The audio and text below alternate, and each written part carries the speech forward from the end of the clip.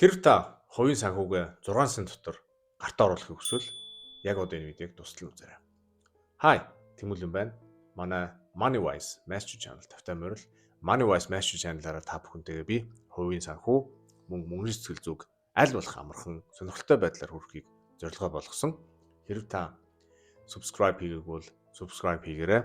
Тэрний оронд та бүхэндээ би сонирхолтой видеонуудыг хүргэж явах болно.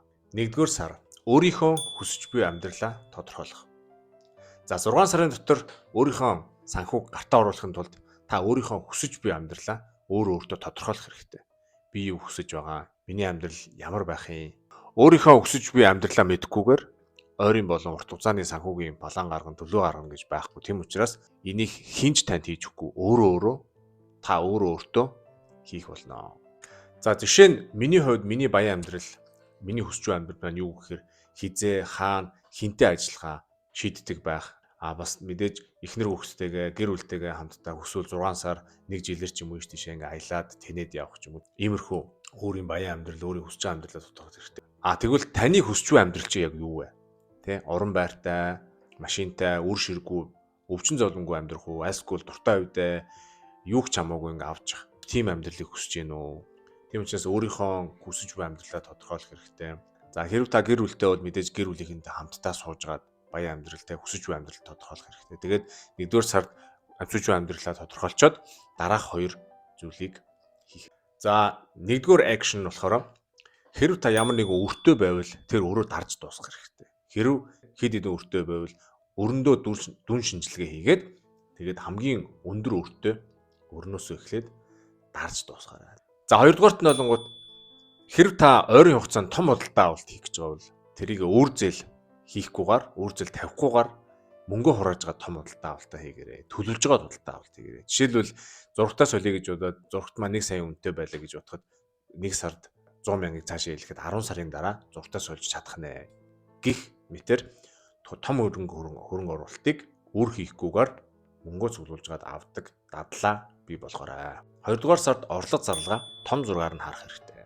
Хэрв та гэр бүлтэй бол гэр бүлийнхээ хүмүүстэй хамтдаа суужгаад орлого зарлагынхаа том зургийг гаргаарай. Энэ нь юун чухал юм бэ гэхээр ихэнх хүмүүс орлого зарлагаа мэддэггүй, хэд орж ийн, хэд гарж ийн. За яг ихэнхдээ орлогоо мэддэг, яг хэдийг ямар юмд юунд зараад ин гэсэн зарлагаа мэддэггүй байдаг. Тэгэхээр яг үүнд зориулж би та бүхэндээ энэ description-д өөрийнхөө санхүүгийн төлөвлөгөө гэсэн Excel-ийг байршуулсан байгаа. Тэгээд энийг татаж аваад та бүхэн гэр бүлийнхээ хүмүүстэйгээ суужгаад орлого зарлагынхаа том зургийг гаргаад тэгээд юунд ямар юм гараад байна, ямар юм төлбөрлөөд байна гэдгийг том зургаар нь хараарай. Санхүүдэд дүн шинжилгээ хийгээд том зургаар нь хараад ойлгоцсон бол дараах 2 юмыг хийгээрэй. 1-р нь та хадгаламж байхгүй бол яг одоо хадгаламж нэгээрэй. Хадгаламж нь юунд хэрэгтэй юм бэ гэхээр ямар нэгэн гинтийн үйл явдал, гэгүнд ажилгүй боллоо, гэгүнд өвчин золон туслаа ч юм уу, хамаатан зад мөнгө хэрэг боллоо ч юм уу. Айгүй тийм хэрэг болсон тулсан газар дээр мөнгө байх хэрэгтэй. Ялангуяа манай Монгол улсын хувьд эдийн засаг тогтворгүй, ажлаас халагдаа тий, ажилтнуудын мөнгө гэж олдохгүй тийм үед 3-аас 6 сарын цалинтай дүүцхүүц тийм хадгаламжтай байх хэрэгтэй хүн болгон. За 2-дугаарт нь юу гэхээр бүх зээлийн аппликейшн, банкны харилцаагаа, зээлийн харилцаагаа цуцлаарай гэж хүсмээр байна. Яагаад тэгэхээр 6 сарын дотор санхүүгээ гартаа авахын тулд өргүү байх хэвээр, өрөө дарж сурсан байх хэвээр. Тэгээд өрөө дарж байгаагийн хажуугаар нэмээд ингээд үр зээл хийгээд байх юм бол мэдээж амжилтанд хүрэхгүй. Тийм учраас санхүүгийн ямар нэгэн аппликейшн, зээлийн харилцаа байвал тэрийг болох хэрэгтэй. За 3-дугаар сард тэтгэврийн сан тэтгэвртэй санаатай байх. Хэрв та одоо 20 настай, 30 настай байвал яг одоо таны тэтгэвртэй санаа зовох цаг нь ирсэн байна. Яагаад тэгэхээр бид нэр одоо залуу юм чинь болоог байгаа юм чинь гэдэг тэтгэвртэй санаа зовхгүй явж явжгаад 40 50 хүрэхээр хитрхи оройтсон үед тэтгэврийн төлөө санаа зовдөг. Тэгэхээр тэр нь ихэнхдээ яадаг гэхээр тэтгэвэр байхгүй болж таардаг. Тэгээд тэтгэврт гарсан хойноо ядуу амьдэрдэг. Одооныхон лайфстайлаар амьдэрч чадахгүй төрдөг. Тийм учраас одоо залуу байгаа дээрээ тэтгэврийн сан, хувийн тэтгэврийн сан аль усад амьдарч байгаагаас шалтгааллахгүйгээр тэтгэвртэй санаа зовох хэрэгтэй. Улсын тэтгэврийн сангууд их бага хэмжээгээр мэдээж асуудалд орсон байдаг. Монгол улсын хувьд нийгэм даатгал маш том асуудалтай, дампууралтай явж байгаа. Тийм учраас одооноос тэтгэвртээ анхаарч тэтгэврийн сан гэдэг юмыг оролдож үзэх хэрэгтэй. За Монголд бол мэдээж хувийн тэтгэврийн сангууд мэдээж нэгдсэн байлаа. Ард пеншн, тус CGM ч юм уу тийм хувийн тэтгэврийн сангууд байдгийн байлаа. Тэгээд тэднийг судалж үзэх хэрэгтэй. Хэрв та 40, 50 настай бол хэтэрхий бас оройтсон байж магадгүй. Одоо ямар тэтгэвэр олж авах уу, хаанаас ямар тэтгэвэр макс те олж авч боломжтой байна гэдгийг судалж үзэх хэрэгтэй.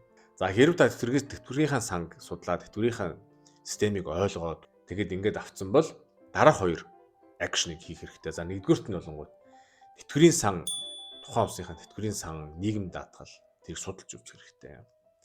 За Монгол улсын хувьд хувийн тэтгэврийн санд мөнгө байршуулад хэдэн төгрөгийн ямар нөхцөлтэйгээр те байршуулж болдгийг те Америк одоо миний амьдарч байгаа Швейцар улсад жишээлбэл 3 тэтгэврийн сан байдаг. Тэгээ Швейцар улсад амьдарч байгаа монголчуудад хандж хэлэхэд 3 тэтгэврийн сан бас судалж үзээрэй те. Хэрвээ цаашдаа энэ улсад амьдарч тэтгэврт гарах гэж бодож байгаа бол хоёрдугаарт нь хийх акшн юу гэхээр хөрөнгө оруулалтын сантай болох. Би та бүхэнд энэ видеон дээр маш тодорхой ярьж өгсөн байгаа. Ямар хөрөнгө оруулалтын сан хийж болдгийг, ямар платформуд байдгийг тэгээд энэ видеоноос та бүхэн хүлээж авчаа. За 4-р сард хувийн санхүүгээ автоматжуулах.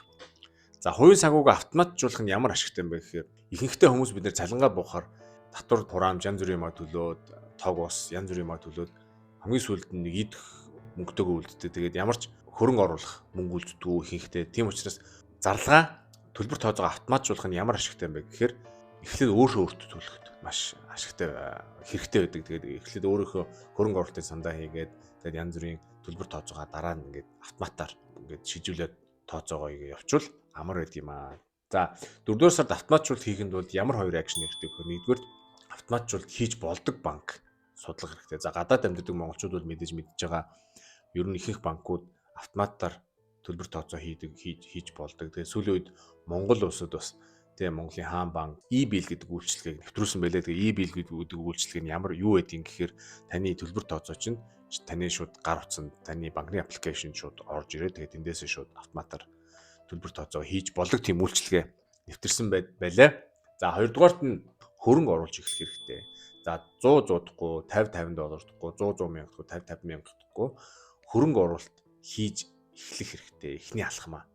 Тэгжээж хөрөнгө оруулалтын талаар мэддэг болно. Хөрөнгө оруулалтын талаар жоохон юм сурах, тэ эргэлзэлтэй болно. Хөрөнгө оруулалт яаж ажилтдаг, яад ийдing гэдгийг мэдж авах болно. Хамгийн гол нь хөрөнгө оруулж эхлэх хэрэгтэй. Хөрөнгө оруулалтанд бол баян байх албагүй. Хөрөнгө оруулалтанд бол та 2-3 сургалт төгссөн байх албагүй, хамгийн ухаантай хүн байх албагүй. Ерөөсөө л хамгийн гол нь юу хийх хэрэгтэй гэхээр эхлэх хэрэгтэй. За 5-р сард нь юу хийх хэрэгтэй гэхээр хөрөнгө оруулагч болох. За та статус гейм тоглохоо болоод өрөө дараад тэ өргөө болоод тэ ингээ аяндаа яваад ирэхээр хөрөнгө оруулах мөнгөтэй болоод эхэлнэ. Тэгээ тэр мөнгөөрөө мэдээж хадгаламжаа үүсгэх нь 3-6 сарынхаа тий аюулгүй хадгаламжаа үүсгэх нь хөрөнгө оруулах мөнгөө цааш нь бэлдэн тий жоохон зарлага багасгаад хамгийн гол нь төр хэлсэнчлэн хөрөнгө оруулахын тулд мөнгөтэй байх шаардлага, их мөнгөтэй байх шаардлагагүй, бас эксперт байх шаардлагагүй. Хамгийн гол нь тогтмол мөнгөө цааш нь хийж сурсан байх хэрэгтэй. За 5-р сард хөрөнгө оруулахын тулд 2 акшн хийх хэрэгтэй. За нэгдүгüүрт нь юу гэхээр хөрөнгө оруулахын тулд өөрийгөө бэлдэх хэрэгтэй. Ягаад тэгэхээр хүмүүс бидний мөнгө дээр гаргаж байгаа шийдвэрийн 80% нь эмоцоор, тухайн үеийн тэ мууд, тухайн үеийн сэтгэл санааны эмоцоор гаргаж идэг учраас хүмүүс бид нэр хөрөнгө оруулахын тулд мөнгөний зах зээл, хөрөнгөний зах зээл, мөнгөний сэтгэл зүг маш сайн ойлгосон байх хэрэгтэй. За эднүүсийг ойлгохын тулд юу шилэрсэн арга гэхээр ерөөсөө санхүүгийн тухай, мөнгөтэй болохын тухай, хөрөнгөний тухай тийм ном унших хэрэгтэй. Яагаад тэгэхээр номонд маш гүн наривчлсан мэдээллүүд өндөр концентрат одоо өндөр их хэмжээгээр байдаг учраас ном унших хэрэгтэй, подкаст үзэх хэрэгтэй, Moneywise Mastery channel-ыг бас таах хэрэгтэй. Тэрнээс их юм сурна. За хоёрдугаар акшн юу гэхээр орлого зарлага юунд явж байгаа гэдгийг мэдээд авчлаа. Тэгээд зарим хүмүүсийн хувьд орлого зарлаганд яг ингээд таарад юуж үлдэхгүй байх тохиолдол мэдээж байхыг үгүйсэхгүй. Тийм учраас мэдээж эхний хэлжинд юу хийх ёстой гэхээр эхлээд зарлага багасгах хэрэгтэй. Тэгээд зарлага бүх юмаа танаад багасгаад мөнгө илүү гаргаад хөрөнгө оруулах мөнгөтэй болчвол супер. Тэгээд зарим тохиолдолд бол зарлагыг яг ингээд бүр хасаад тэгээд бүр болохгүй үе байдаг. Тэгээд зарлагыг бол ямар ч тийм хязгааргүй хасах боломж бол байдаг учраас нөгөө талдаа орлогоо нэмэгдүүлэх талаар бодох хэрэгтэй. За орлогыг хүмүүс бид нэр ихтэй юу гэж боддог гэхээр сардаа сая 500-ийн цалинтай байлаа гэж бодоход энэс илүү цалин авах боломж байхгүй гэж ихэнхдээ хүмүүс боддог. Тийм учраас орлого бол ямар ч дээшээ хязгаар байхгүй. Орлогыг бол хязгааргүй дээш өсгөж болдго юм аа тий. Жишээлбэл өндөр цалинтай ажилд орох ч юм уу, цалингаа нэмэгдүүлэх ч юм уу, эсвэл одоо хийж чаддаг одоо ямар нэг авьяастай хүмүүс тэрийг мөнгө болгох ч юм уу тий. Тиймэрхүү аргаар орлогыг бол хязгааргүй нэмэгдүүлж болдго юм аа. Тэгээд энэ 2 акшныг 5 дугаар сард хийгээ. За 6 дугаар сард нь таны хүссэн амьдрал. За мэдээж 5 дугаар сард шинэ харах үнцэг өөрийнхөө дадал зуршил бүгдийг өөрчлөөд мэдээж хэцүү байсан байх. Зарлаа танаад ингээд урд нь амьдарч байсан амьдралаас шал өөрөөр ингээд амьдрах мэдээж хүн болгонд амаргүй. Тэгээд хэрв тийм амархан байсан бол хүн болгон азаргалтай баян амьдрах байлаа.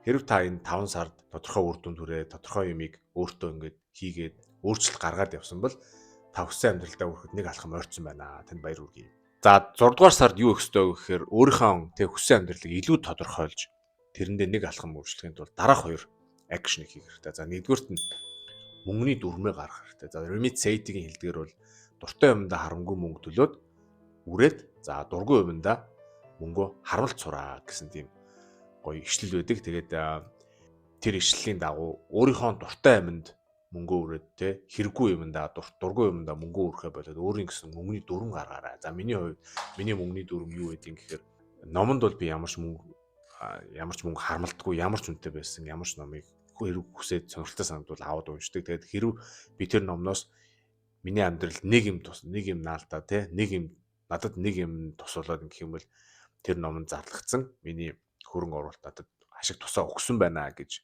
би үздэг байгаа. За 6 дугаар сард хийх 2 дугаар акшн юу гэхээр next level.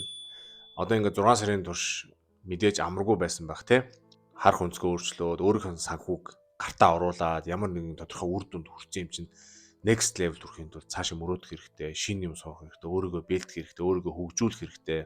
Тэм учраас та өөрийгөө асар том мэдлэгийн далаа өмнө байна. Тэр далайд шумбаж тэр мэдлэгийг олж авахын тулд тэнд зогсож гэн гэж өөрийгөө зоригжуулах ажлыг бас эхлэх хэрэгтэй. Тэгээд үүний дараа мэдээж маш том боломжууд, жинхэнэ гоё амьдралын том боломжууд гарч ирдэг. Ингээд та бүхэнд амжилт хүсье. Энэ хүртэл хамт байсанд баярлалаа.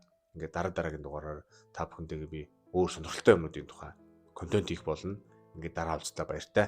Чао.